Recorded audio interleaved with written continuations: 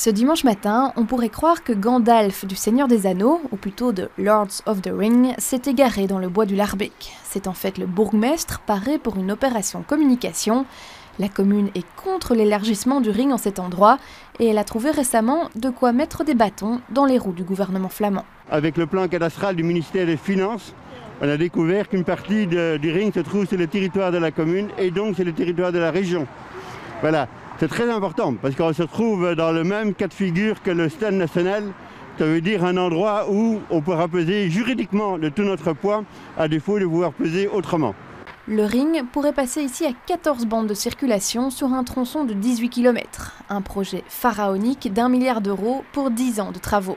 Un plan censé améliorer le transport de marchandises entre Anvers et Zaventem. Contre l'ambition flamande, les citoyens se mobilisent eux aussi. Plus de 600 d'entre eux sont présents dans le bois du Larbeek ce dimanche pour manifester. Je crois que vraiment, c'est pas utile d'élargir le ring et puis de rétrécir après. Ça va vraiment, ce sera encore pire qu'avant.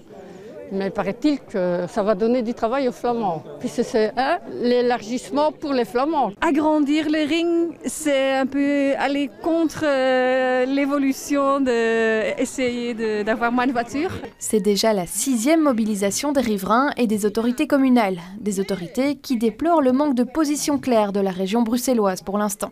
La commune, elle, n'est pas prête de changer de cap. Nous sommes en pollution maximale du côté du ring. Demain, si vous doublez les bandes, eh bien, ce sera du rouge encore plus fort. Mais ça, c'est quoi? Ce sont des particules fines qui tuent tous les jours, qui favorisent les cancers, les maladies respiratoires et cardiovasculaires.